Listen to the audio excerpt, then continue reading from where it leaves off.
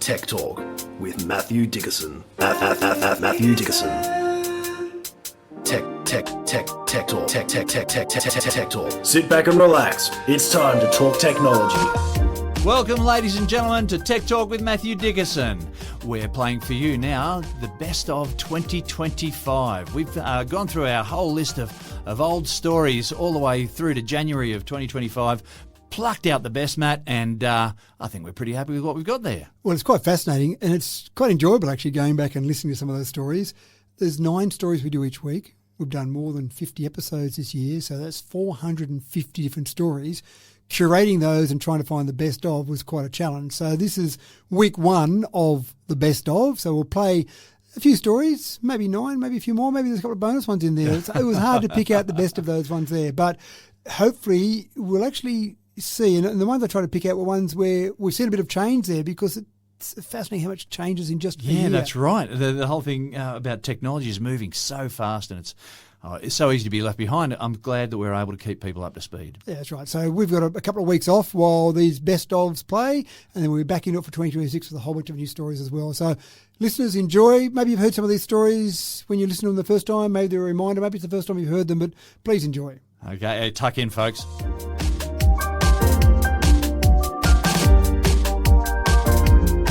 The hunt is on in 2025 for creative sources of energy supply, folks.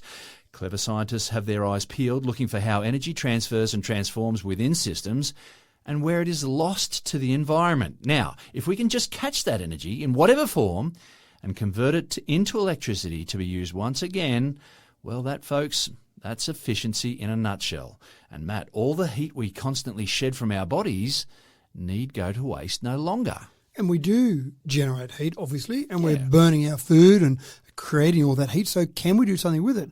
And so some clever researchers from the Queensland University of Technology have actually looked at some work that's been done by the University of Washington, and then they've kind of added to it, as happens now. And can you imagine what the scientists from 400 years ago might have been able to do if they could share information around the world almost instantly? And that's the ability scientists have got now. So they're converting body heat into electricity and basically looking at the temperature difference. So we know our bodies sit around 38 degrees Celsius, and the outside air, apart from summer in some parts of Australia, the outside air is not normally 38 degrees Celsius. But even if it is 38 degrees Celsius outside, it's unusual for that to be the temperature inside. You'd be very uncomfortable if it was. So having that temperature differential, the greater that temperature differential between our body and the surrounding air, the more electricity we can produce. Now, we're not going to power the grid with this. What we are going to be able to power, though, are some wearable electronics. So fitness bands, smartwatches, medical devices, and I think that's the area that will really see some major changes. Small, low-power devices that would have had a battery otherwise. And they would still have a battery, I would think, logically, but a battery that in the past we might have had to remove to charge up or take that device and put it on something to charge up. And I'm thinking of people with diabetes, for example, that might have a device that might be an automatic insulin injector, but you still need to charge it up somehow. Having some way of being able to keep that charge. So there'd be a battery there, but it just isn't charged up from power from the power point. Maybe the shirt you're wearing just charges that battery down a little bit slower. You know, it enables a little bit extra longer life. Yeah, so I don't see this being used to help heat us if we're in a cold environment, because I can't imagine you'd get enough temperature, enough electricity out of this to actually heat But you things. you can't create energy. Right, is the thing. So it's a law of conservation of energy. We will lose energy to the environment, but we won't be able to get more energy, electricity out of our body heat. Yeah, and so we're not going to be able to heat ourselves up to the extent that you might go, we'll put on that jacket and it's self-heating, as maybe someone will come up with a marketing term for that, but it won't work. But for things that don't take much power, then I think this is fantastic. Now, when the University of Washington did some work with this, they actually had a little thermoelectric device that powered an LED light, and it was only being powered, no battery in it, only being powered by the heat differential. Small light, small amount of power, and again they had a large thermoelectric device. So it was proven just to demonstrate, look, we've got a light turning on from no other power source but the heat your body's generating. And coming back to that conservation of energy, people think, well, this is power for nothing, but our body's doing the work. Our body is taking the so fuel. you got the food, that we've converted into energy to heat our bodies, and then our bodies are losing that heat, so we've got to catch some of that heat to turn it into electricity. Yeah, so very clever. And one of my things, I'll talk about at the end of the show, just a few of my predictions that I've got for this upcoming tech year. One of them is really around wearables, to see what we'll do with wearables. Wearables are going to become a much more important facet of our overall health situation. And we're going to need power to do that. So rather than have a bunch of batteries and a bunch of recharging, something like this might be incredibly important.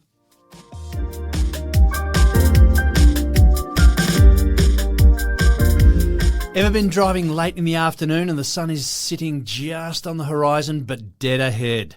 You literally have to stare into the sun in order to stay on the road. Now, the windscreen visor is a simple design but a very handy tool for late afternoon driving, but nothing can save you when the sun is sitting at the end of a long, straight country stretch. If you could just fold the visor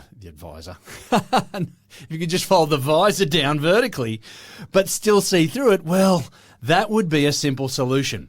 Matt, tell them about the electrochromic visors. I will, but I want to talk about me being a bad backseat passenger for a start. Sometimes I'm in a car and I'm not driving, and the sun... But you wish you were? Well, always, that's right. Yeah. And the sun will be above us. It might be 1 o'clock, 2 o'clock in the afternoon, and someone folds down their visor. And I say, no, it's designed exactly as you've just described, when the sun's on the horizon to block the sun. It's not designed like a pair of sunglasses to fold it down to reduce the amount of sun in the car. So just get that off my chest first. Now, I want to also talk about a few basic items that cars have got that have been there for a long time, and we haven't come up with something better. So if you go to the 1914 Model T Ford, it was the first vehicle, the first commercial vehicle, the first mass production vehicle that had a centrally mounted rear view mirror. Now, we've still got those. Right. We've got a few extra things in there. We've got a flick or an automatic process that might dim the headlights I from think behind. that was very clever of them to think of it all the way back then. Exactly right. So what did you do before then? You're obviously always turning around behind you to see what was behind you. So pretty clever, but that's something that hasn't changed a lot over all those years. In 1926, Cadillac introduced powered windshield wipers. There were things that were you'd scrape across the windscreen before that, but powered windshield wipers. You just didn't drive in the rain. Well, you just probably didn't, because you probably had no top on your car as well. But they were vacuum controlled, initially vacuum from the engine, and they changed to electric. But really, they haven't changed much in all those years.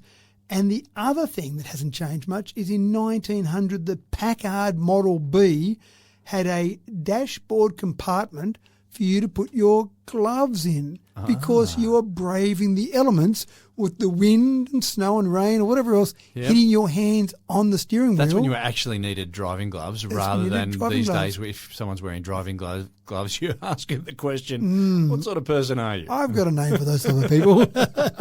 So you had a compartment to store gloves in, which got the name glove box. That's right. So that's pretty much the same now. We haven't changed the glove box much. And the last one, of course, 1931 Ford Model A, that was the first vehicle to feature the internal sun visor. You flip it down, you block the sun when it's on the horizon, and we've been doing that for, well, pretty close to a century until now. So Gentex have now got, as you correctly said, electrochromatic glass in a sun visor. So rather than fold it down, it's opaque, it blocks it or it doesn't. And sometimes when you fold that down, you're getting down, you're just trying to get the right angle just below there and just see the road. And it's perilous sometimes, and sometimes that visor just does nothing for you. That's right. Or then, I remember my dad used to do all the time, you'd flip it to the side, for the side window so the sun coming in the side. You'd flip it back if you're driving with the sun at a 45-degree angle. One corner, you're flipping, that's right, back and forth. So this is dimmable smart glass. So basically it's translucent, you fold it down, it's glass, and then it will auto-dim the, darkness level, depending on how much sun is hitting it. So it's like a pair of sunglasses. You can still see through it, but you've got the sun dimmed so you can see through it safely, just as if you put a pair of sunglasses on and then take them off again. So that's pretty cool. At this stage, they've only got it with the sun visor, but I can't see any reason why you wouldn't be able to build this into a windscreen. Yeah, it'd just be the whole windscreen, wouldn't it? That's right, and it would dim maybe various levels down as you need it. So this particular company, Gentex, we mentioned before, they're using vialogens, which are organic materials, and they darken when they're exposed to electricity. So it's obviously hooked up with electricity. You can manually change it or it can do it automatically. But this same company has already put smart windows in Boeing 787 aircraft. So you kind of think if it's good enough for an aircraft flying through the air at 900 kilometres an hour, it's probably not too long a stretch to say a windscreen could be used with this. Again, at this stage, it's just on visors. But the other thing that I like about this is not only can you do that and stop the sun, but you can also have real-time notifications in it. You can have alerts in there, a bit like a heads-up display in a windscreen. You can have all those on your sun visor, so you can potentially retrofit a car with all these things as well. So very cool. The problem I see is windscreens are becoming so expensive. When I've had a chip in a windscreen lately, it was one of the cars I had a replacement windscreen. It was $5,000 for a new windscreen. And I can remember back in the old days, that windscreen was a couple $100 because it was a pretty simple, maybe even flat pane of glass. Maybe they got a bit curved, but now there's so much technology built into them, and add this in there, maybe even more technology. So maybe that's why they're focusing on the visor rather than the full windscreen. But pretty cool technology, not there yet, ready to be installed in brand new cars, but not that far away. They were showing this off at CES 2025 to say, look what we've got. And again, I can see car manufacturers going, well, we could possibly offer that as a luxury option, one of our high-end cars, or just build it in maybe.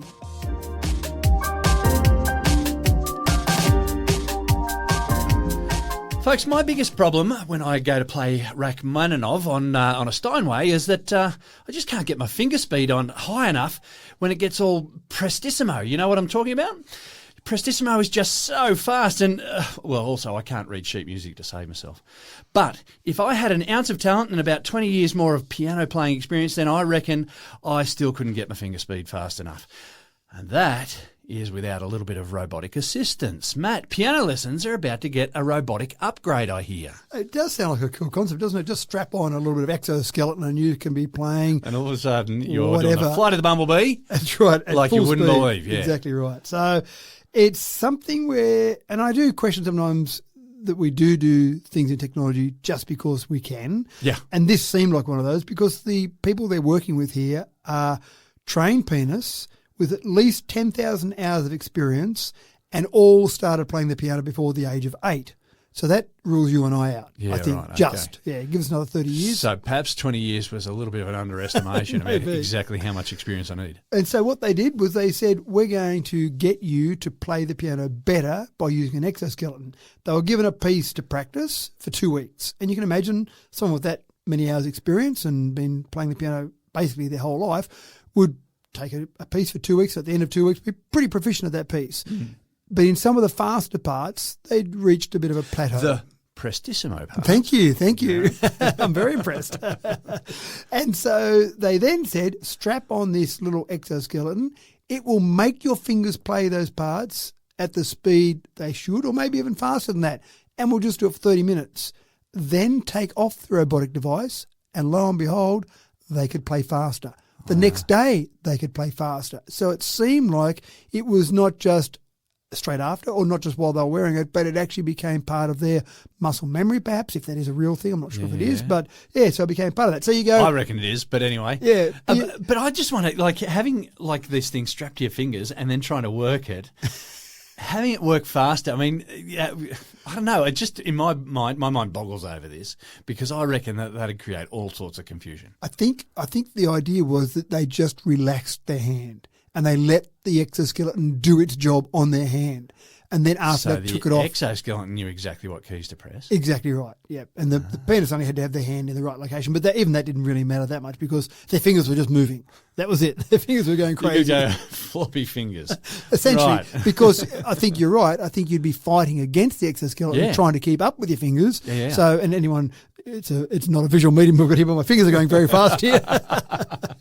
But I think that's the idea is you relax them and then when you take it off, you've kind of got used to the fingers. Now, I started thinking, that trick you used to do when I remember as a kid and did to my kids, where you'd stand in a doorway and you'd push your arms out against the doorway for 20 seconds or 30 seconds and then you'd walk out of the doorway and your arms would float. My arms are weightless. Look at that. That's right. So it might be something like that where you just had your fingers going in a motion that they become accustomed to and then you take off the exoskeleton and then away they go. Yeah, right. But I started to think, well, big deal.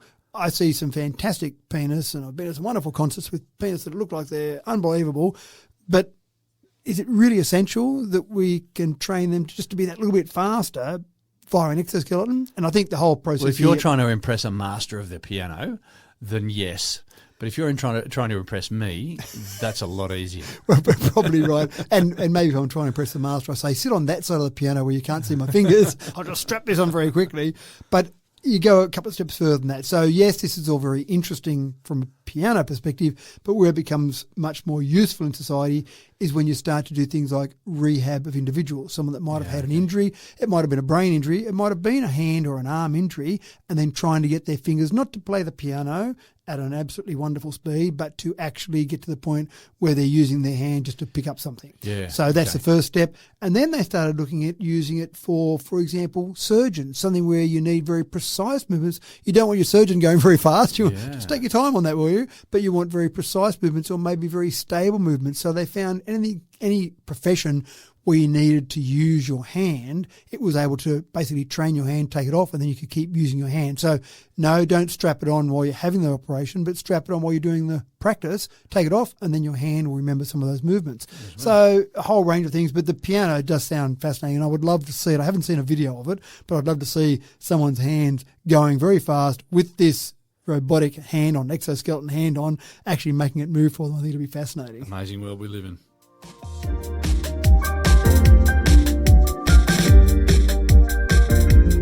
Now, one source of personal pride for me has been my ability to reel off my credit card details just off the top of my head. It streamlines pizza purchases, it pays bills, it solves online shopping problems for my wife at a pinch. Sounds a bit permissive. I was angling for impressive, though. Well, in a bid to increase security, Mastercard has set to pull its 16-digit identifier from physical cards. So, Matt, does that mean that there'll be no 16-digit number, or do my awesome skills suddenly become mandatory for everyone? I actually think you'll still have the ability to rattle off your 16-digit number, and that's... But I won't be able to refer to my card if I just need a checkout. Well, the interesting part is that it's more about behind the scenes. You'll have a physical card that it probably won't have a number on there. And when you go and use that, you tap that somewhere, for example, behind the scenes, your bank and Mastercard will create a token. Now, that token will be a very long, complicated token that you won't be able to remember because it'll be 100 digits or whatever made up of alphanumeric characters. And that token will be what's transmitted from the supermarket when you're doing your shopping to Mastercard and authorised with your bank, etc. But that token will be different when you go to the supermarket to when you do some online shopping, for example. Yeah, right. Or that token might be different when you're using your phone to make a purchase as opposed to when you're using just a computer and putting in some details there. So the whole idea of it is that it's very easy. Well, not very easy, but scammers can manage to do it. They look at that 16-digit number while it's being transmitted and they go, aha, I've got James' 16-digit number. I can now go and use that to do some other online purchases. Happy days. But when you finally go, hold on, these purchases here, you confirm with your wife she didn't make some purchases from this particular place, and then you say to the bank, please cancel my card, and then it's a hassle. You get a new card issued, and then all those recurring payments you had, you've got to go and set those up again and go through that process. So it's all a bit of a drama. If a token is compromised, and good luck compromising that token, but if a token's compromised, then Mastercard and your banking institution just say, okay, that token's now gone. But your card, the thing that is you, stays the same. But my first question when I was looking at the research of this, my first question was, well, how am I going to do an online purchase? Now, if I'm doing an online purchase on my phone, I figure that's pretty easy because I can probably just use, say, Apple Pay to actually pay for that on my phone without typing in a number. Yeah. But if I'm on a computer, on a PC, and I want to type in that number, how am I going to do that? Now, I suspect you still will have a 16-digit number you could type in, and then at the end of that process, behind the scenes, it'll convert that into a token. So the 16-digit number will never be transmitted off in some way where someone could intercept that and have a look at that. But like our passwords, we're not supposed to write them down anywhere. So your 16 digits, commit it to memory and then chew up the bit of paper so and I'm spit okay it with out. that, but just one card. I've only got space for one card in my head. That's right. Look, the problem we've got here is that Australia in particular has been particularly subject to fraud. Of all the fraud across the world from Mastercard, or not from Mastercard, using Mastercard, 25% happens in Australia. Oh, wow. Now, I started to wonder why. We do adopt technology quite quickly in Australia, so maybe we use technology more than a lot of other countries, so maybe that exposes us. Maybe we're doing more online shopping.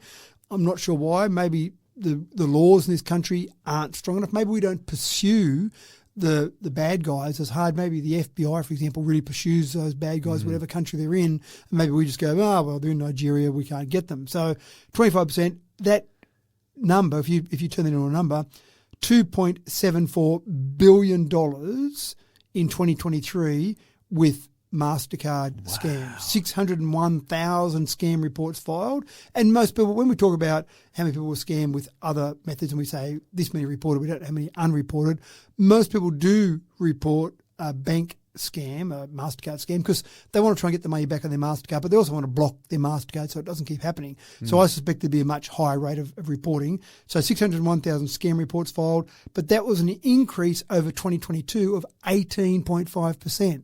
Now, that's pretty scary when you get that sort of increase. So Mastercard's saying, we've got to do something about this. By 2030 is when they say we'll have no numbers on any cards whatsoever, but already we've got AMP Bank, for example, is starting the process where they'll be the first in Australia to issue numberless debit and credit cards, and they're starting that next month. So it's happening with some banks in the short term. Now, another thing that I found interesting is in one of my businesses, we give all our staff credit cards. So we say, here you go, here's a credit card, $500 limit, just use it for petty cash. I find petty cash so painful. If you need to go and buy a ream of paper or just buy some coffee for the lunchroom, whatever, just use the card. And if you want to use it fraudulently, then knock yourself out, go and whack $500 at a restaurant and have a big party, and then you won't have a job the next day. So I've never had a problem with fraud from because people sometimes go, what, you give your staff a credit card, but if you're going to lose your job for $500, then you probably aren't that a smarter staff member. So I've never had a problem with fraud. But what I do have a problem with is you get a staff member start, and if in particular they don't bank with the same bank that we bank with, it's a 100-point ID check. It's a bit of a drama, and it takes about 3 or 4 weeks to go through the process to get another corporate credit card issued. I'm actually now starting to use virtual credit cards. So we won't issue a credit card for a staff member in the old traditional sense. It'll be a virtual credit card they'll only be able to use from their phone or their watch, and I can issue it within hours rather than wait for all the other processes to go through. And if something happens, I've got the ability to say, stop that card, it's done. And that becomes useless as a digital card. So it just becomes something you use on your phone. So we're moving that way anyway. I still find though motels, the bane of my existence are motels. I go to check into a motel and they say, credit card. And I go, yep, I've got my watch here. No, sir, we need to do the hold on it. And I go, well, surely we're in 2025 now. You can manage to do that with my digital versions. And then you sit there and have an argument. And then finally I pull the card out because I know it's going to be a problem. So you bring your card with you, and my wife says, stop being a pain and just use your card. So, but we need to get better ways to do this because electronic, virtual, non-physical credit cards are definitely going to be the way of the future. So we need everyone to catch up, though. Hire cars are another one. I have a problem with hire cars. They like to do the same thing. Anyone that puts a hold on the card, they want to have the physical card to Get do with it. the program, guys. Exactly. Thank you. Thank you.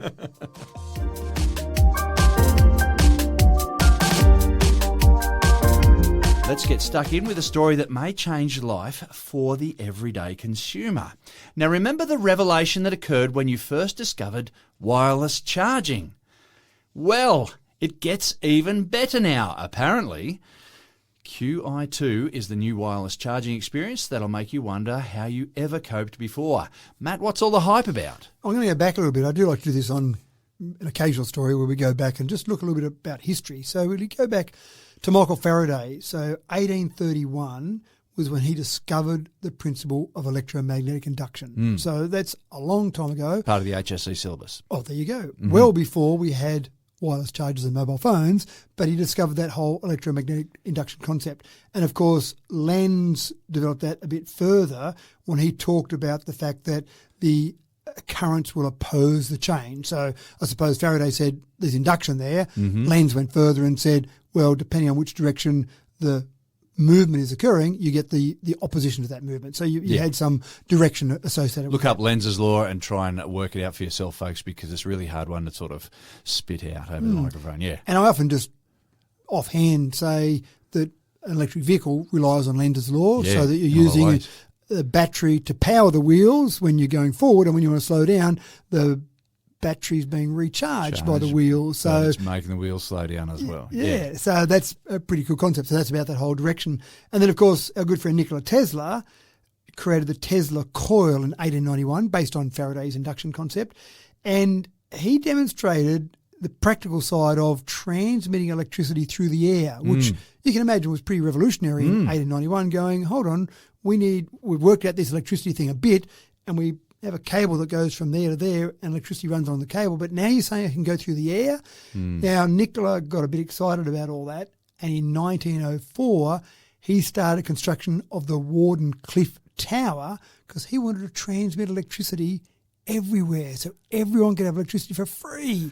You just connect to the tower and, wow, look at this, it's fantastic. And I don't know if it's a myth or not, but apparently people like George Westinghouse were pretty cranky about this because they were thinking, how the hell can we make money from it? Correct. So if it's going out through the air.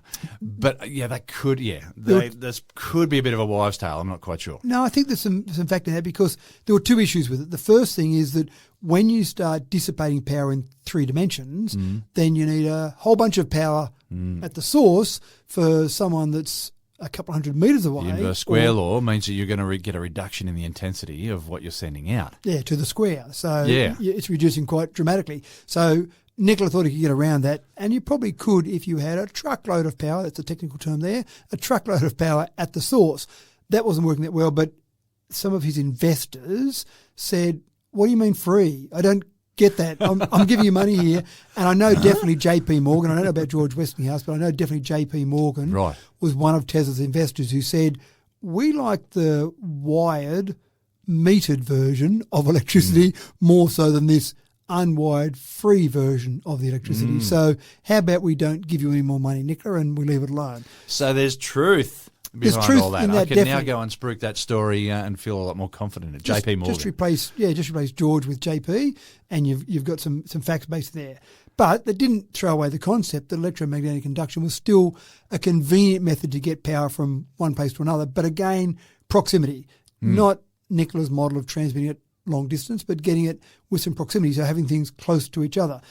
We know that electromagnetic induction is used in the grid and used for generating power and used for a whole range of things on an industrial level. It wasn't until about the 1990s that we saw, hold on, this concept could work well on a much smaller scale. Oral-B brought out a toothbrush, and it's the first example I can see of induction for some type of powering or charging of a small device. Yeah, right. So they had a Oral-B electric toothbrush, and to charge it, you would sit it in a little charger, no wires attached. It would use induction to charge it, which is pretty cool because you're in the bathroom, there's water around, so having something that doesn't have any contacts or any things to get corroded or shorted out sounds pretty cool. So good on your Oral-B, you did well. And then once it was realised that this whole concept of wireless charging was a pretty cool concept, you had the Wireless Power Consortium, the WPC, was formed in 2008 because they said we should come up with a universal standard. Maybe that would make sense. If you're going to have toothbrushes and who knows what else come out, let's make sure it's to a standard. So they came out with this, and in 2010 they introduced QI. Now QI is pronounced chi. Oh, sorry. No, I'm the same as you. Yeah. I normally say QI to people because I say chi and they think, what are you saying? Are you trying to say cheese? Do you want me to smile? It doesn't make sense to most people. So I'm the same as you. I say QI. Well, QI is a high-scoring word on the Scrabble board too. when you can land it on a triple letter score. How do you go when you're trying to say to someone, it's a word? Well, it's not really a word. It's 2 letters. You pull out the dictionary like you do every other time, and anyone else who's got any experience in Scrabble knows about QI. And it's another one of those words that doesn't have a U after the Q. Not many of them out there. Yeah. I still think Qantas have a brilliant marketing concept because kids learn at school every word that's got the letter Q in it has the U except Qantas. So every kid from kindergarten up knows about Qantas. So what a great marketing concept. It allows you to get out of jail on Scrabble. Yep. QI. Yep, there you go. So QI, Qantas, if you haven't got a U and you got that Q, there's your one you're looking for. So they formed that and they produced this concept in 2010, QI, Chi, where they said, let's have this standard concept for charging. And, by the way, QI is derived from the Chinese word for energy flow. Right. So it has got some background there. So Nokia, with the Lumia 920 in 2012, was the first one to have a QI charger in their phone, and Samsung with the Galaxy S3 at the same time frame, 2012. So it's been around for a while. It didn't really take off, but it started to gain a bit of momentum. And then when it really started to take off was in 2020 when Apple introduced their MagSafe on the iPhone 12. And the difference with MagSafe compared to everything else were, well, two differences actually. One, the magnet allowed you to put something on there and it held it up. So you could have a charger on your desk, it would hold it up there. You could put accessories on there like a little wallet on the back or a card holder, or you could even have some sort of magnet in your car to hold it up, although if you're on a rough road, it probably falls off anyway because the magnet's not designed to be that strong. But the main reason you want the magnet is because you want the coils to line up perfectly. Normally when you put your charger on the desk or sitting somewhere and you drop your phone on it, you go, oh yeah, that's about right, or I line it up a bit, or I've had friends do this and they go, oh, my battery's flat today because I put it on my wireless charger last night and it didn't charge because I didn't line it up perfectly, didn't check it was right. Yeah, right. Yeah. So the magnet was great, but that also meant that you could go from typically wireless charging was about 7.5 watts. Now, when you had perfect alignment, a MagSafe charger can do 15 watts. So that's all good news.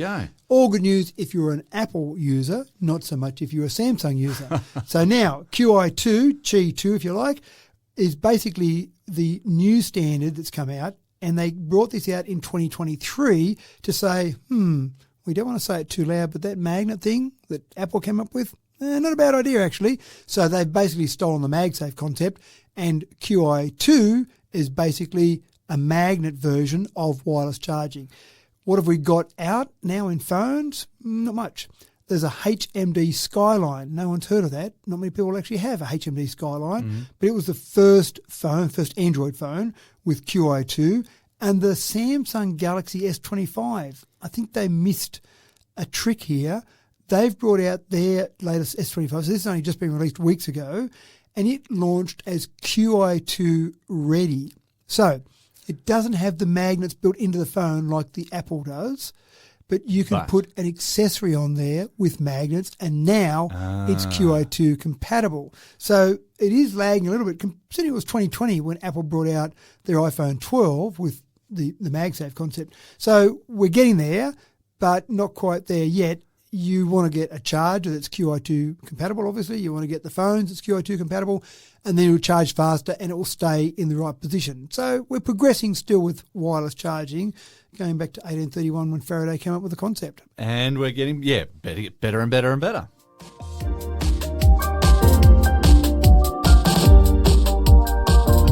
Oh, how tired are we with the internet algorithms guiding web searches and social media feeds? Now, I, for one, showed an interest at one stage as to how anyone could be sucked into believing how the Earth could possibly be flat. And now I'm just exhausted by the incessant, misguided pseudoscience of the Flat Earth Society just beaming into my social media with regularity. Oh, my gosh. Well, there's a new site on the net now, and Matt, you're going to promise me no more pesky algorithm with their helpful recommendations. So how do you get out of that loop that you're in? I don't know. It's just like, well, even going cold turkey didn't work. But then, the mistake is that something flashes up and it's clickbait. Yep. And you just go, this is just too stupid. I need to see a little bit more of this. And, Anyway, so the world is round. Sorry, can we just verify? You sure you haven't been convinced after all these sites you've been inundated with? You're not convinced? Moving on. So someone came up with the idea of not having an algorithm. Now, the reason... what? No, the reason great. TikTok, YouTube, Facebook, all these sites, the reason they use this AI-driven algorithm is they want you on their site for longer.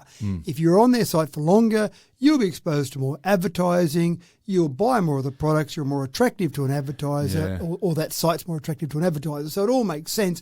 They want you doom scrolling. They want you going down that rabbit hole and looking up and going, it's 6 a.m. Where did the nighttime go? So that's all part of this whole process that they get you in. And it's no different. If we go back to TV shows, you'd be watching a TV show and you get to a point and the killer is ad break time. And I can't get away now. I'll wait until the end of the ad break or next week's episode. So they're using the same techniques, just using modern technology. So someone came up with the bright idea of WikiTok. Go and have a look for it. It's an app. It's a website. WIKITOK. I love this name. that we've got to use something to do with TikTok. We've got to use something to do with Wikipedia. That's right. What are we going to call this thing? WikiTok. We're not great at coming up with names. I've said that before. No, but it's a formula that's worked, and so they're trying to drag anything out of that, yeah. And they are using something logical. They're using the swipe interface from TikTok, so you can swipe on the interface, and on your phone, that is, obviously, and they're using Wikipedia articles. So all it is you go to WikiTok, and it will serve you a random piece of information from Wikipedia. So it'll give you just a brief sentence on something that's pulled from Wikipedia, and you go, that's interesting. And so you swipe, I'm not sure which way, right or left, but you swipe one way to go and look at that. You get something that comes up, you go, it's boring, and you swipe the other way. What it will give you next if you swipe the other way is a random article. It doesn't say, okay, James doesn't like flat earth stuff. So, but I might get flat earth stuff, but it'll be because it's random rather than because it's been tracking. Okay. And think about the millions upon millions of articles that are on Wikipedia. So the chance of you getting something that might be related or linked to the previous one is very low. Obviously, the chance of getting the same article twice is negligible. You may as well say zero. It's not quite, but negligible. And it's pretty cool. Like I played around with it. I was actually using it on my computer. I clicked on it and it gave me a random article about a vehicle. And I went, no, I don't want to read that. Clicked on it, another random article about some little city I'd never heard of. Oh, it's interesting. Clicked on it. Oh, I'll read that one. So you've got that choice to go and look at it. Now, the problem here is I don't think it'll be commercially viable because I spent 2 minutes on there and went, okay, I'll go and do what else I've got to do now. Yeah. If it was something that was feeding me algorithms that gave me a little echo chamber, I'd go, Doomscrolling, isn't it? That's right. That's exactly right. And you can, if you're a little bit too loose, you can be there an hour or 2 hours. Time just flies. I'm sure you go into some other dimension where time stands still or time disappears quickly. I'm not sure which. You have to be really careful to police it. I hope it works.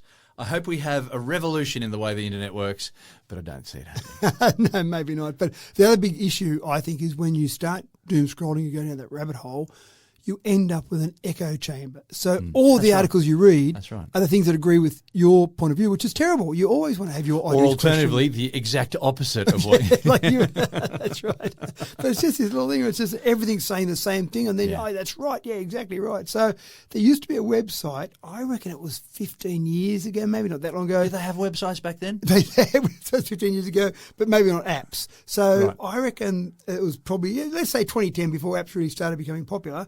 And there was one called Stumble Upon.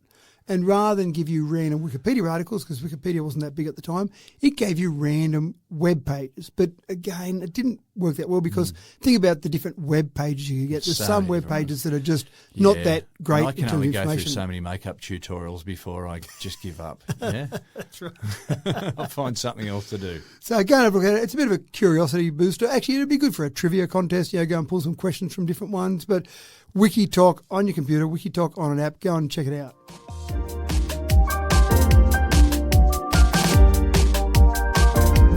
We kick off today with another one of those times when fantasy is brought into reality. Now, fans of the Marvel Universe will, of course, be familiar with Captain America's shield. It's remarkable in many ways, but it renders him pretty much invincible. And that has given some engineering geeks some big ideas. Matt, Hollywood has passed on another gift to science, or so it appears. We're getting there. We're not quite there yet. Right. But so we haven't discovered vibranium yet. No. That's because there's no way it can exist. But anyway. That's right. There's a few little minor issues there with just look in your periodic table. Chemistry. Yeah. Okay. That's right. So I've been listening to someone who keeps telling me material science. I'm being convinced. I've been brainwashed. I've heard it so many times. Something stuck. That's right. And this is a really interesting process. So you mentioned vibranium. Of course, Captain America has his vibranium shield, and it's pretty impressive. It can resist fire. It can resist basically anything that's shot at it. You can throw it and it'll come back to you. Well, that's a pretty cool part as well, isn't it? I'm not quite sure about that one. Yeah. That's they've got to work on it. But anyway, they've got to work I'm going to be really judging this story and just see how close they get. Well, that's fair enough because this is actually taught in a university in Pennsylvania in the US where a lecturer there says, I want to get kids excited about science. I want to get kids to really be intrigued. So he runs a course called Engineering Superheroes. So essentially takes some of the things that we see in the fictional world and says, let's see how realistic those things are. See how close you can get to Tony Stark. Right. So, and we keep talking about Tony Stark. Yes, we do. That energy. We do. So he gives some practical demonstrations using some basic engineering principles of things like, hammers and battery packs and shields, and starts to just get kids thinking about material science. So how can we start to really think about that? Now, one of the things he does talk about is there's a lot of different ways you can combine the elements. Let's say, forget the 118 elements on the periodic table. Let's just focus on the 94 or so. 92 naturally occurring ones. Right. Yeah. So take 92 naturally occurring elements, and again, if you just assumed that we could put 3 elements together in the same ratio, and I did the calculation on 94, so it's a little bit out, but there's 141,942 unique sets of 3 from 94. Now, again, of course, as we know, there are different ratios of atoms in a molecule as well. That was just assuming they were all the same number of, 1 to 1 to 1. Yeah. When you start to talk about ratios, when you start to talk about different isotopes, different combinations. Yeah, combinations. And already there is a database of 200 million different combinations of elements that we've got out there. So when you start to think about that, you think, we probably haven't discovered everything yet. Yes, we that's probably right. have some materials that we haven't got there. Get into it, kids, and go and make something that we really need, like vibranium. We do need shields. vibranium. So when you start to talk about that, and this is the sort of thing that this particular lecturer goes through, you start talking about things like tungsten carbide, tightly packed atoms. So that would resist compressive forces, but if I'm standing behind the shield that's really strong, can resist those compressive forces, they're going to be transferred to me. That's right. Yeah, it's going to pass straight through the shield and straight into you. And That's so right. That's not so good. But if you can spread that force across a larger surface area, then that's going to reduce your impact. That's right. And so then you start to talk about ceramics. And so the ability for a ceramic, for example, to resist fire, resist heat. So again, if I can stand behind that, now that little shield mightn't protect my whole body, but I start to get things like the space shuttle, which had ceramic tiles on it to resist that re-entry heat. So you start talking about things like that. The real trick is really being able to have something that can absorb that energy and then bounce back, which is what effectively vibranium does. It says, I'm going to take whatever you throw at me and I'm going to give it back to you. And that's fantastic. But when we think about that, we don't have a lot of elements that can deform and return, but we're actually getting there with some, we've talked about before, nitinol. We've talked about wheels on Mars rovers that can deform. They're a metal that deforms but then goes back to its original shape. So we start to get some little bits and pieces of that. But again, if you can just get kids thinking and dreaming. Yeah, the more heads that are thinking about this, and that's it, the dreaming. It's the people who think, oh, let's try to do this. People who don't necessarily understand the boundaries to start off with. That's... Give it to a 5-year-old. Give it to a 5-year-old. Say, what do you want? And then you don't know those constraints. So I love the idea. Or give it to a Hollywood producer. Yeah, that's true too. The same thing. And they'll just say, well, this is what we're going to do. That's and right. then all the science nerds go, oh, yeah, they can never do that. But yeah, that's right. But maybe the never becomes possible. Yeah, well, I mean, we've out of Star Trek, we've now got these little personal communicators that everyone carries around with them. Yeah, that's right. And of course, the Dick Tracy watch. The Dick Tracy watches, yeah. So Hollywood and the whole idea of fantasy and storybooks and stuff. Yeah. And even Maxwell Smart. We haven't got a shoe that we wear around. Or the cone of silence. Or a cone of silence. Maybe we could get into making one of those. I forgot about the cone of silence, but we don't wear a shoe phone around, but we carry a phone around with us, which again was revolutionary. Maxwell Smart must have been late 60s that was around. Maybe early 70s. So anyway, keep dreaming. It just requires dreamers. It does require people dreamers. to see, okay, well, how can we put that together to get it to work?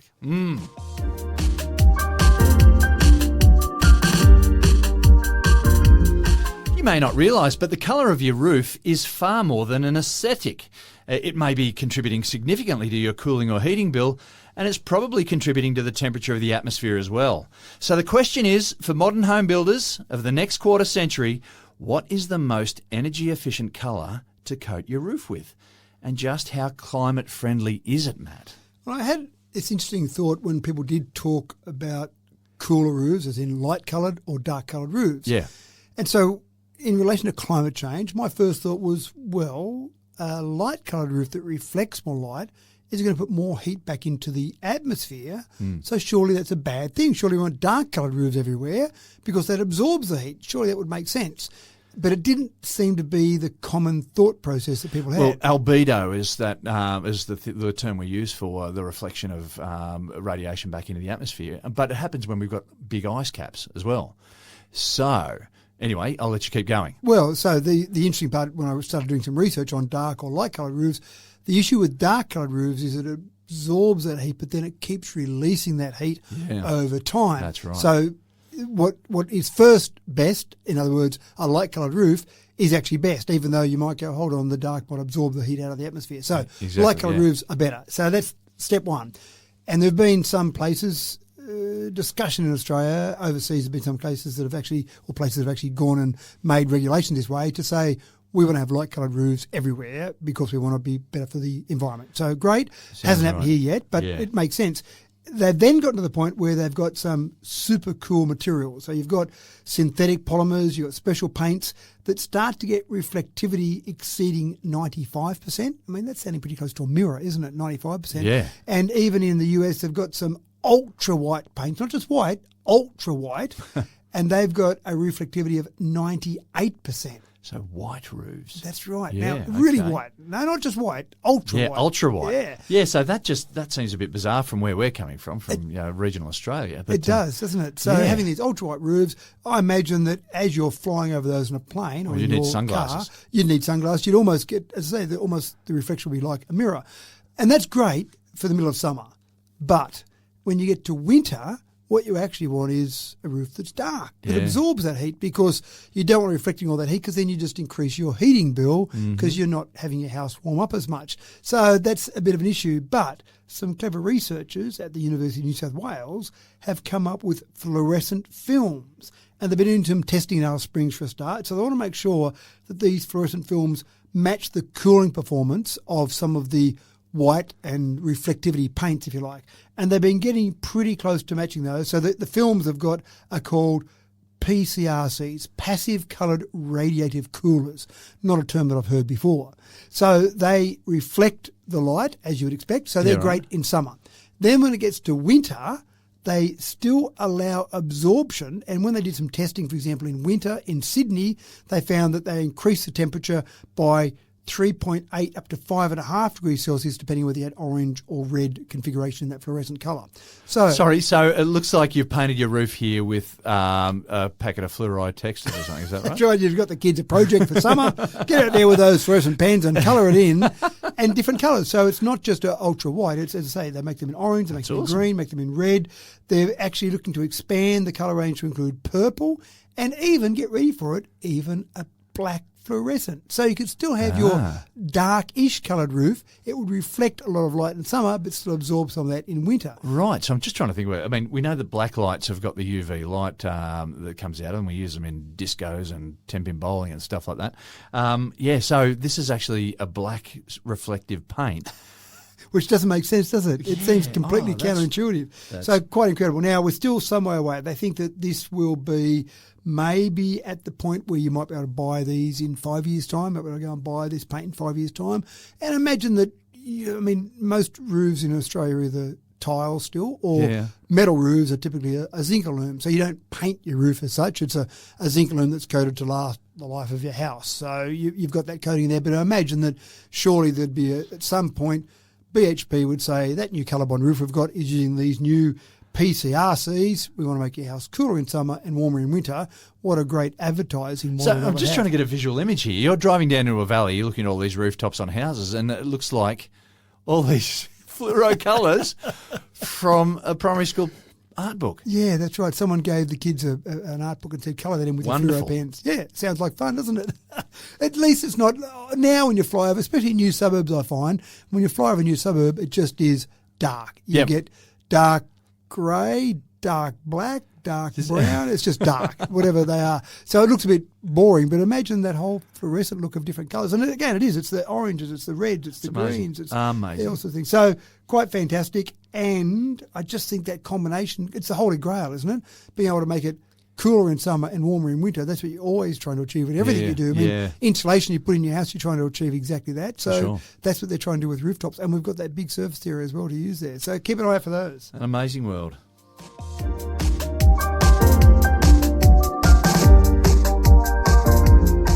In the 70s and 80s, we imagined that one of the indicators that you had arrived in the future was smell-o-vision. Feels a bit more of a folly these days, but a group of researchers have taken it one step further and cooked up a serving of e-taste for the New World Order. It's a concept that brings flavours from virtual reality to life, and so I guess this means we can expect the next Jamie Oliver show or Donna Habe cookbook to come with a little extra zing. Blow me down and pass me the virtual tomato sauce, Matt. I do love that. Actually, tomato sauce, is that in the fridge or in the cupboard sort of thing? It's a cupboard thing for us. Cupboard thing, yeah, wow. Yeah. Are you a fridge person? Well, I don't eat tomato sauce. I'm not a big fan, but I'm probably just being... You're not the person to ask. That's right, but I did hear something on the radio the other day, and I'm sure it says on the label, refrigerate after opening. And you ignore the label. James, for the what last are you doing? 30 years at least, I've ignored the label. Yeah. Are you okay so far? I've been okay. Yeah, right, good. So smell-o-vision, and you mentioned smell-o-vision there, smell-o-vision goes back a little way. The first concept of bringing scent into the theatre was back in 1916. Oh, right. So there was a theatre in Pennsylvania that tried having the scent of roses come into the audience during a film to match what was happening in the actual film. So I remember, like at school, we'd talk about we'd have a creative writing task, and people say, "Oh, can you think of something, an invention you'd like to see in the future?" And half the class would go, "Oh, smell-o-vision." It must have been popular at the time, because I do remember growing up as well talking about smell-o-vision. Imagine a TV, you could watch a TV show and you'd smell that coming through. But there was a system that was developed by a Swiss inventor named Hans Laube, Laube, in the 40s, and actually used in Hollywood in the 50s, that basically had scents at different times during a film. And I remember when we were at Universal Studios in America at one stage, I think the theatre was something like 5D theatre. Yeah. Come in here, and so you'd sit in the theatre, and there's only a short film that was on, and you'd have a car going along in the wind, and they'd have fans inside the theatre that blow all this air through, and then they'd have a bit of misty rain, so you'd sit there and you get this misty rain coming down. Yep. And they did this one really creepy thing where they had a person on stage where spiders were running up their legs. Yeah. And to simulate that, they had this air coming up from underneath, and I swear there were creepy crawlies running up down my legs when this air is coming up. Yeah. So it's quite clever, but it's not a common thing you see in general theatres. And again, I don't know if they've ever talked about TVs being fitted out with smell-o-vision as such, but in this particular scenario, you've got food, you've got taste, where it's able to be taken, normal food taste, normal food, and turned into a digital equivalent of that, and then sent remotely, whether it be 5 metres or 500 kilometres, and someone with this little device in the mouth, so you've got to actually have something in there, injects a gel where they've got the 5 tastes in that particular gel, so you can actually taste what you're seeing on screen. Right. And they did some testing with it, and they said, okay, have a taste of this and then tell us what it is. They found, so they did some different flavours like lemonade, cake, fried egg, coffee, fish soup, and the volunteers got the taste correct 87% of the time. Now, one of the things that fascinated me about that was a fried egg. I don't think so much of the taste of a fried egg, it's more the texture. It's kind of a little bit rubbery but breaks apart, and you think that'd be important. If someone said close your eyes and put something in your mouth, I reckon I'd pick up the fried egg on the texture. Yeah, texture is such a big part of food that we eat, isn't it? Yeah, so what they've got so far with this e-taste device is they can transmit the taste, but you've got the temperature, not quite. Again, a hot egg versus a cold egg definitely tastes different.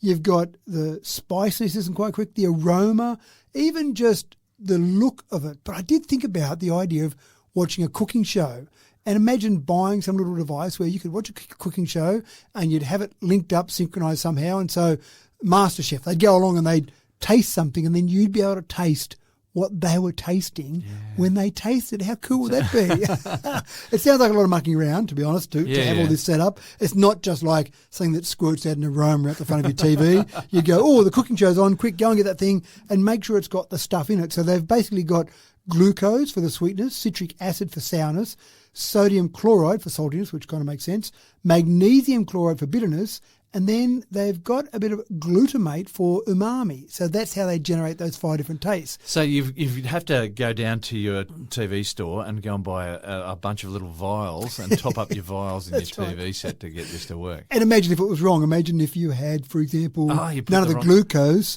but you still had some of the sodium chloride, and you're seeing the chef on screen going, that's beautiful. And you're going, oh, that's disgusting. But, of course, it's got one ingredient missing. So it does sound clumsy. Maybe not watching TV shows. Maybe you'd go in somewhere and have a virtual reality experience, maybe rather than sitting at home. Once they've invented it, it's up to the other people to work out what they want it for. Yeah, that's right. I think there'll be lots of things, but I do think that would be a bit clumsy sitting at home trying to taste it. But just that whole idea of remote taste sounds fascinating. So stay tuned. I reckon that's only about 20 years away before we have that in the lounge room.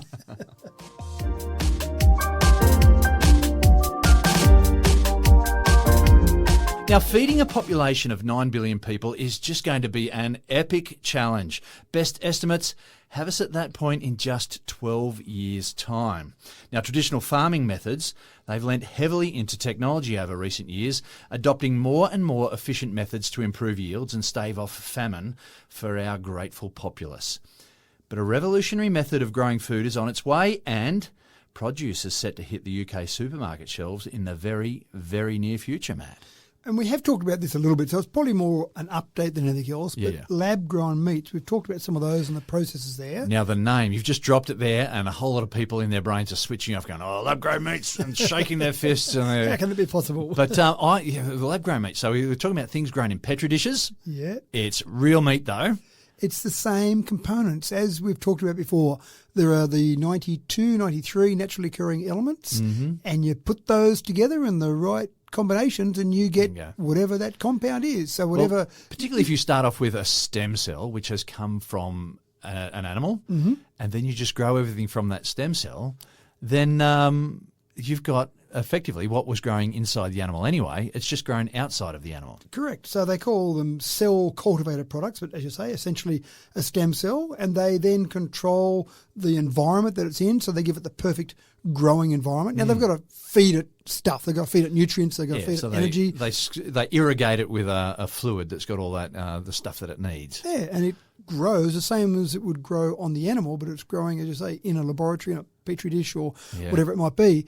So we've talked about it before. Way back in 2020, Singapore approved the sale of cell-cultivated meat. So you could go into a restaurant in Singapore, not many, I would imagine, but some, or maybe one, that you could go and order. I'll have that meat there that I know is grown in a lab. Thanks very much. And so you'd obviously go there to order that meat, I would think. In the US, you started getting some places that you could order that in 2023, Israel in 2024, and there are factories starting to pop up all over the place. But the good old UK isn't quite convinced that this is the way to go forward. So there's at the moment the Food Standards Agency, the FSA, is saying we're going to expedite the approval process for lab-grown foods, and we think we'll have it ready to go within 2 years. So that's expediting it. So right. So it's not the very, very near future, but it's the very near future. I think 2 years is still not too bad. Well, it's all relative, isn't it? Yeah. Compared to the age of the planet, then it's the very, very, very, very near future. Yeah. But maybe not compared to Singapore. So that'll effectively be about 7 years after Singapore approved that. And you understand that countries that have good, safe standards for their food want to go through a process. Yeah. But you kind of feel like that's taking a little bit too long. And so the UK government's also established the Regulatory Innovation Office, the RIO, and their job is to enhance the market rollout of innovative technologies. So they're basically pushing the FSA to get their act together to get this onto the tables across the UK. Right. Bottom line is, it's happening. It's happening in some countries already. It's going to happen in some other countries. It's going to happen across the world. And the really interesting part, and I did this before, the first time we talked about it, I've got some friends that are vegetarians. So I rang them and said, how do you feel about this? Do you not eat meat because you don't like the taste of it? Do you not eat meat because you're worried about the methane production of cows adding to our climate change? Or do you not eat meat because you're worried about cruelty to animals? What is it? And I got a combination of answers. I talked to a few people. But when I got to the bottom line, would you eat this lab-grown meat? All of them still felt a bit uncomfortable. It's a dilemma, isn't it? It is. And it's going to be a dilemma for even people who are omnivores and carnivores anyway, right? That's right. So I just think it's a different way of doing things. I think it's necessary. It's going to have to happen. You know, we had synthetic fertilisers came around in the late 1920s, the second decade, so it was just before the 1920s, that we started using synthetic fertilisers. But we needed to use synthetic fertilisers because we just didn't have enough cow poo and sheep poo and pig poo to use as fertiliser to keep a population, which was then back approaching 1.5 billion people. So the guy who was responsible for World War I and giving Germany the ability to build bombs and stuff for World War I was also the guy who gave us the recipe to make this synthetic fertiliser and ended up getting the Nobel Prize for it. Right? So that was after World War I. This is the guy who invented mustard gas. So I'm just giving you a bit of history here. We needed that revolution, and this is the next revolution, I think, in agriculture, and it will support what we're actually giving. Like it'll support the production that's occurring currently traditionally, and it won't. I don't think it's going to take over though. Well, I think it'll just be an alternative one. Yes. You'll say, Yeah. here's a bit of meat you can buy that was grown on a cow, and here's a bit of meat that was grown in a laboratory. Yeah. One of the things, I haven't tasted it yet, I'm keen to actually try some lab-grown meat, but one of the things when I've watched pictures or looked at pictures of lab-grown meat, it doesn't look like it's got the same texture. No. So it looks like a hamburger meat rather than a steak. It's all sort of a mince. Yeah, that's right. Yeah. So, but the nutrient value of it should be whatever you want it to be. If you like a bit of marbling, I personally don't. I don't like the fat. People call it marbling. I just call it fat through a bit of steak. If you like that, they can make it with that sort of marbling. Yeah, again, they can lace it with fat, They can grow it the way you want it grown. If you want it pure meat, like I like it without all the fat, then you can get it like that. So it's how you want to do it. But there's still some debate around the world. So Italy, for example, or some parts of Italy, have implemented bans on lab-grown meat. So here's the UK trying to expedite the approval, and you've got not that far away in Italy saying, I wonder what the logic is behind the ban. It's fear factor, I think. Yeah. I don't know the logic. There is a pushback against science in a number of different areas now. So people are saying they're not trusting science, but that's come down to a lot of conspiracy theory and misinformation too, I've got to say, and I'll say that in a big loud voice. I think, Very good. So it's interesting where it's going, but I actually see that when you get countries like the US and the UK, from an Australia point of view, then we often copy what happens in the US and the UK. Yeah. So always wait for our big brothers to. That's right. It is a bit like that. So once they start going that way, I think it won't be that long because I want to try it. So do I. I'm not going to go to Singapore to try it, but I want to try it. It's expensive now, though. That was one issue that was really, really expensive. So I wonder if it's becoming more cost effective. Well, presumably as you start to ramp up production, same with anything, you produce it more, you get better manufacturing processes, and we're talking about manufacturing here, not farming, so it's a different way of approaching it, but you get better manufacturing standards, you build bigger factories, you can get efficiencies there, economies of scale, then I think it will get cheaper and cheaper. But again, the bottom line, as you said, we've got to feed a bunch of people. We've got to work out a way to do that. We're not shrinking in population.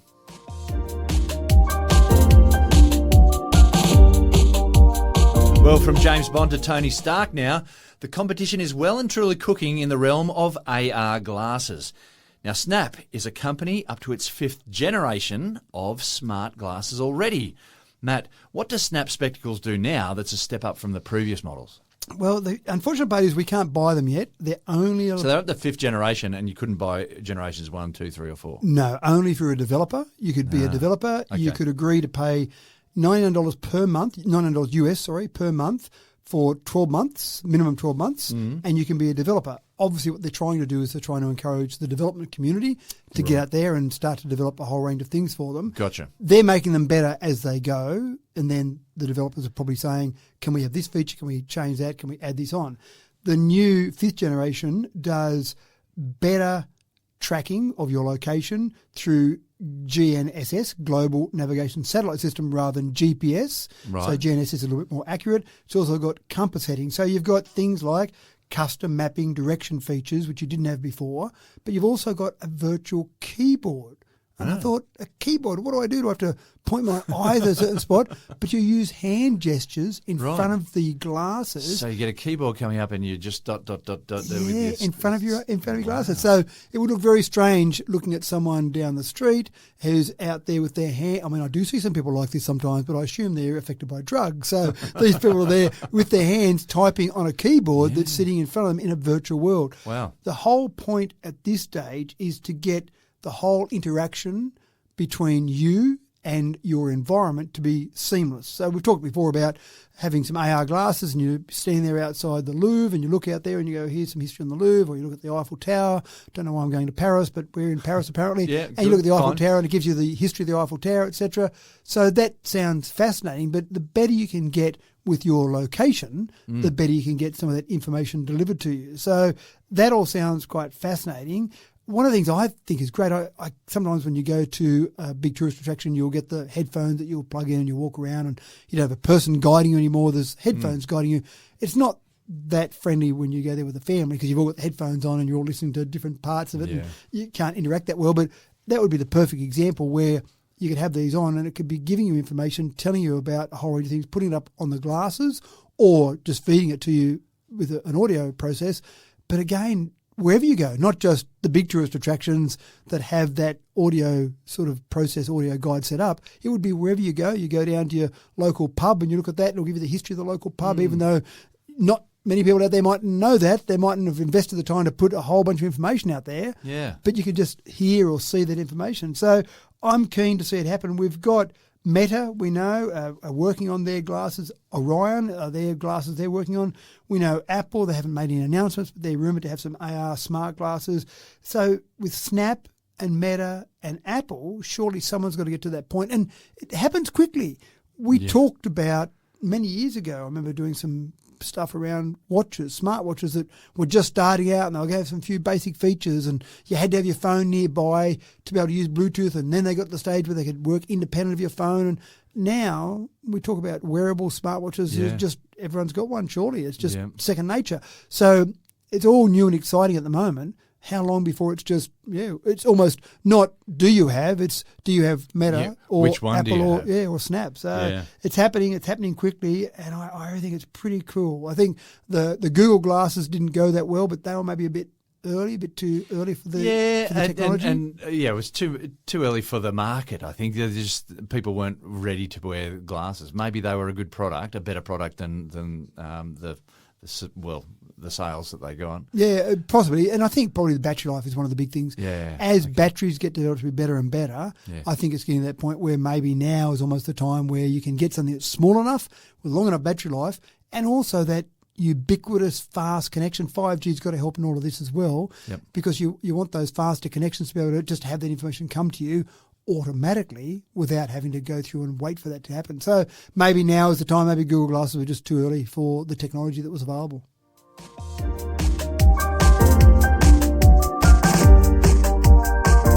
Well, here's a story that's something of a revolution for the hearing impaired. Imagine you could convert sign language straight into text with zero fuss. Well, imagine no more, because the SpellRing has now become a thing for signers.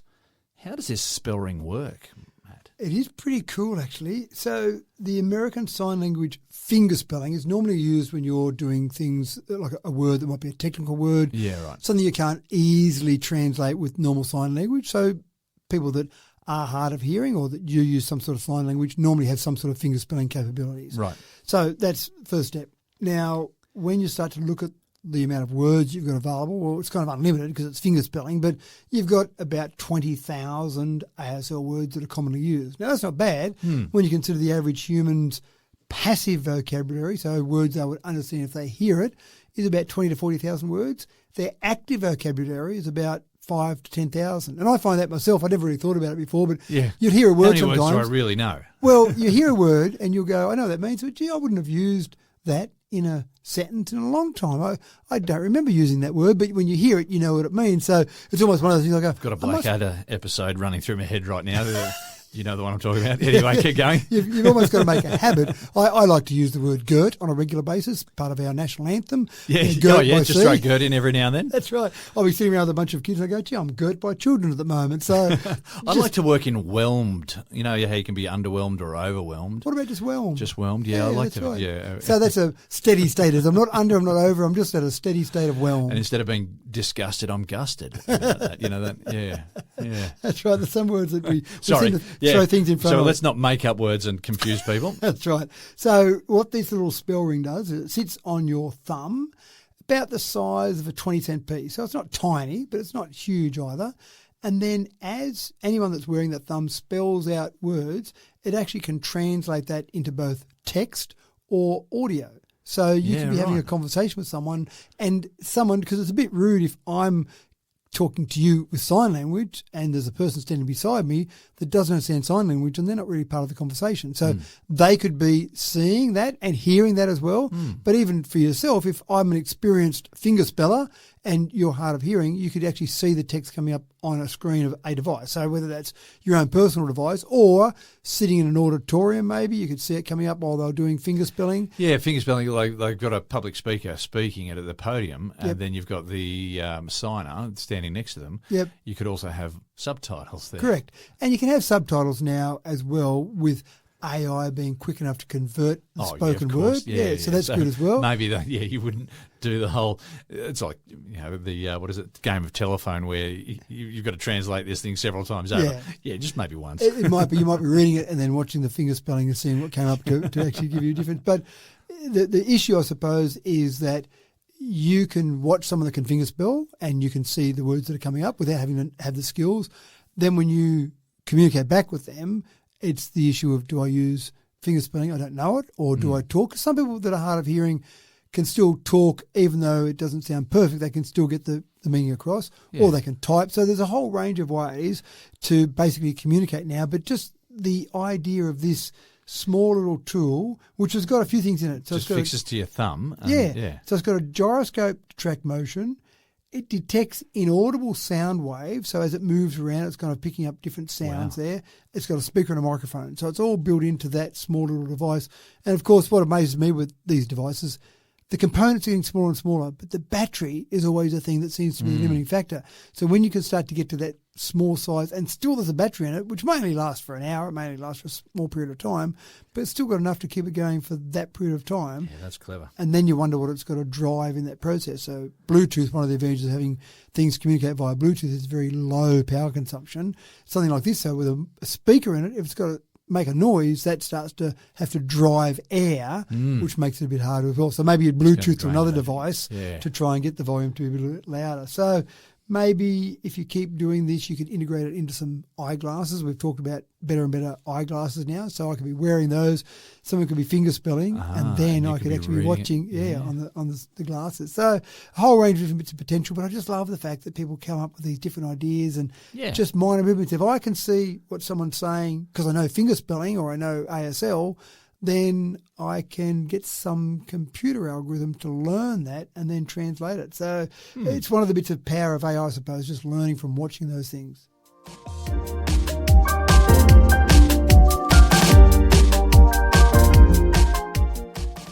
Well, if disconnecting yourself from tech is your goal, then this next story is going to be no help at all. Quite the opposite, in fact, because Samsung wants you to be connected, always, even while you do the vacuuming. They've developed a vacuum cleaner that'll allow you to monitor incoming calls and text messages, no less.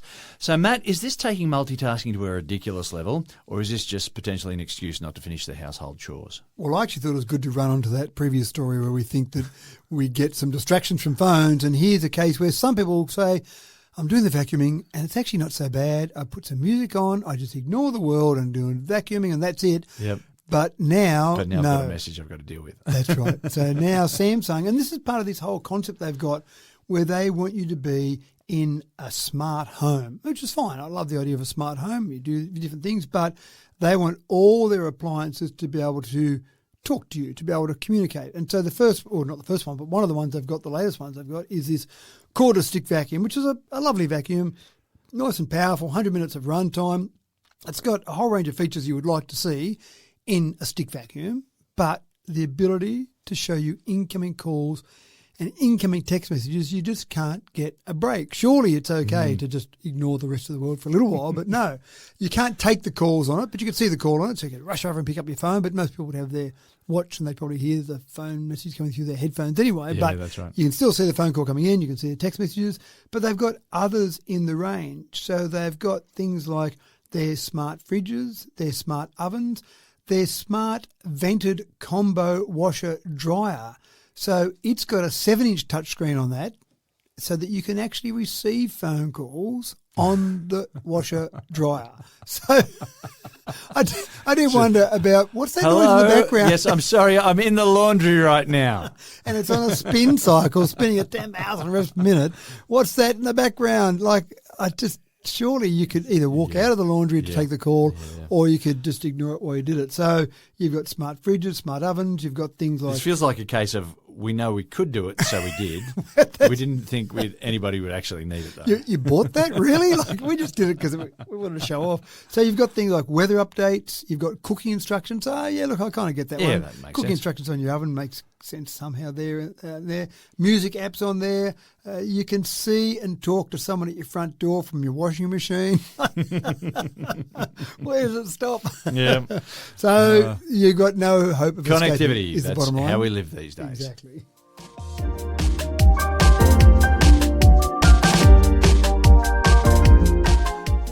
One of the big kickbacks of flying to the moon and back 6 times, that's between 1969 and 1972, mind, is that we now have significant collections of moon dust stored in a vault in Texas. And NASA scientists have been playing with this lunar regolith, or moon dust, shall we say, for the past 50 years or so. Matt, apparently Moonglass, made from moon dust, has some pretty cool qualities. It does, actually. And I do like the term lunar regolith. I think It rolls off the tongue. I'm going to use that more and more in daily What conversation. are you doing with your lunar regolith? That's right. You caught any lunar regolith lately? So I hope that's how you pronounce it. So after I'm going to start rolling it out. So it is fascinating. And this is all about the exploration of the next frontier. When we go to the moon now, which we're planning on going back, there's a whole range of processes in place that there's plans to go back to the moon. Yeah. When we're doing that, we want to set up some bases there maybe. We want to set up some research there. We talked before about doing some mining for some critical components that we might want to be able to send back to Earth, or we might want to use it there. But to do all that, we need some industry up there and we need power. One of the problems when we take up normal solar panels to the moon, or 2 problems. One, it's weight. It's payload on that rocket that we've got to go and get all the way to the moon. So for every kilogram, there's a certain amount of fuel that you've got to burn in order to get to there. That's right. So it's a long way away and you're fighting gravity pretty much directly. So you're going directly against gravity. So there's a bit of a fight there and a cost there. But the second thing is that you've got to fit it all in there. You've got to actually have it all in the payload, the physical size. And the other minor problem is that when we have solar panels here on Earth, we've built solar panels. We've become better at building solar panels for our environment. Now, we've got a fair bit of protection in our environment with our atmosphere, so we've built solar panels around that. When we take those same solar panels and put them up in space where we haven't got the same atmospheric protection, suddenly we find those solar panels degrade fairly quickly. Yeah. And in particular, radiation. So on the moon, the surface radiation levels are about 200 times higher than they are on Earth. So you take that solar panel, which works fantastically here, let's send it up to the moon. Well, not so good. One of the things they've worked out is moon dust, or solar panels made from moon dust, called Moonglass, or I want to call it lunar regolith glass, is quite effective because it's in an environment already where it's being radiated at that high level. So when they make solar panels out of lunar regolith, then they actually find that they're much better at sustaining their production of electricity over a much longer period of time using that production technique. There you go. And then, and I thought about the manufacturing process, but when they want to create these solar panels, there's not a lot of components they've got to send up. So Perovskite they send up, but 1 kilogram of Perovskite could generate about 400 square metres of solar panels if you used the other components that you got on the moon. And I started imagining this whole production facility on the moon. I thought, that's got to be complicated and expensive and hard to get there. Yeah. But when they start to generate enough solar panels that are needed, then it's a no-brainer. It's, well, let's just make it on the moon. Absolutely. Let's not make it on Earth and send it all up there. So fascinating. I really think, we've mentioned this before, I really think there's a looming battle, though. Which country controls the moon? Or does any country, if I go there and start making money on the moon, am I paying taxes anywhere? Am I tax-free? Is this a haven for people that want to manufacture? Managed to come to some sort of agreement with Antarctica, but it'll be interesting to see what they do with the moon. Yeah, and Antarctica's at least here on Earth, and so someone could make a land claim and fight some wars over it. But gee, it's a tricky old war fighting a war to take the moon, isn't it? You're drawing your 6-shooter at 50 paces. I don't know. But it is the new frontier. It's fascinating. It is, yeah. But this is the sort of thing that we're finding now. Using moon dust for different manufacturing on the moon might be handy. Maybe it's okay on Earth as well. Maybe we could use it on the Earth in some different way.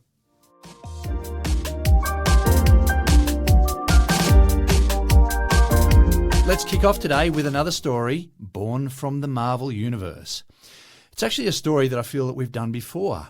I don't think that we actually have, though. In Tony Stark's Iron Man universe, he seems to constantly be scanning across his holographic marvels, swiping up and down, left and right over visual displays on transparent screens as just par for the course. Multifunctional smart glass technology seems like something that's been around for a number of years now, but I see that here it's just been showcased at an aircraft expo in Hamburg just this month. Matt, has Hollywood had me fooled all this time? It is quite fascinating, actually, what we're doing with glass these days and putting things into glass, being able to change the colours of glass. I've told the story before about scaring one of my kids when we laid down going across Katoomba, across one of the great big drops, and of course the glass on the bottom can change from opaque to being able to be seen through. Yeah. And of course my daughter laying down there while it was opaque, and they flicked the switch and suddenly it was transparent, and she looked down at a big canyon that looked like you were about to fall through there. But it's interesting now what we're putting on glass, and I did like the idea of actually combining a bit of augmented reality with the real world, and as a perfect example, looking out the windows on a plane. So we're flying, and again, the example, we've just come back from Bali, and I know when we're flying into Bali, the kids go, "Oh, Dad, look at that out there. What's that?" And I'd go, "I don't know, and I haven't got access to the internet now, so I'm lost." But imagine looking out through the glass on the side of a plane, being able to see what's there and actually having some sort of information, some sort of description. So that sounds pretty cool. But has this technology been available in like fighter jets and stuff for a while? So yes. Am I making that up? No. So you've had that ability to have information within glass. So there's a few things that glass can do now, which is quite clever. You can change the colour. You can change the opacity of it. You can make it, for example, a sunny day, you might want your glass roof on your car not to be so transparent because, let's face it, lots of sun's going to come through. So you've had the ability to change that. But then when you start to get a bit better and you start to combine information in that, so you might be able to just project your speed, for example. Now, you can do that with heads-up display, which isn't in the glass. It's projecting onto it. But you can have that built in, like you say, a fighter jet, even an aeroplane. And this particular company that was demonstrating this is called Zeiss. And they've been doing this with planes for a little while now. But it's been fairly expensive and fairly specialised. So you might put it in the cockpit, but not on every glass or every window throughout the entire plane, because that would seem like overkill. But it's getting so good now that you might consider putting it in every window in the plane. Yeah, you might consider putting it in the windows in a car or the windscreen of a car to have information there. So you start to just then leave it to the imagination. And that's what I like about this. We've got the technology. We know now we can actually have information displayed there. What can we do with that? What other exciting things could we possibly do with that information to really make not just a heads-up display, but an augmented reality heads-up display? Could it make it safer in a vehicle? Yeah, not sure if it would make it safer, make it more interesting, definitely. Give the kids something to look at out the side windows. But on a plane, I love that idea. But even on a plane, I'm one of those nerds that will often have display the speed we're going at, the distance above the earth, those sort of boring things in front of me rather than watching a movie. But imagine being able to look out the window and see other things. Imagine being able to look at the window and see, sometimes you'll see a little flash of a plane that might be flying along somewhere nearby. When I say nearby, it might be a kilometre away, but you can see it out there in the night sky. But seeing that, you want to know where it's going. I want to know where the plane's going. It's come from. Yeah, that's right. Yeah. Is that one of those planes that you sometimes see planes that take off 5 minutes apart and land 5 minutes apart? Are they just following along beside us and having a little chat to the two pilots, or is that going somewhere completely different? Doing semaphore through the windows or something. That's right. Yeah, right. So I just think all this information, we're getting better at it now. And even we talk about glasses that we have, potential glasses. Google had glasses before, Snap got glasses, Meta got glasses. Having that information available to you, it just seems like we've got so much access to information. Let's take advantage of what we do well. What we don't do well is retain and know lots of information. We don't have to. We don't have to anymore. That's exactly right. Having that information available to us and more accurate information because our memory is a bit malleable. So we might go, oh, yes, I know about that landmark over there. That had something happen in 1857, but it wasn't really 1857. It was 1827. And it wasn't quite the way you remembered it, but you've distorted a little bit, whereas having the accurate information there about something you see at some landmark, I think that's all pretty exciting. So glass is getting smarter. There's no doubt about it. What we can do with glass is getting better.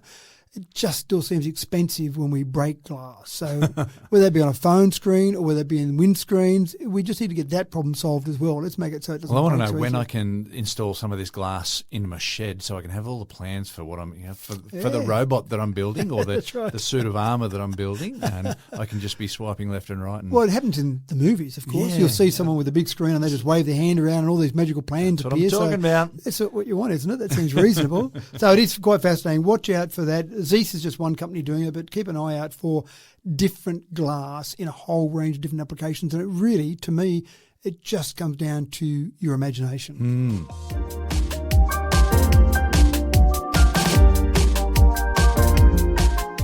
So there we have it, James. That was a few stories from earlier on the year. some cracking ones as well.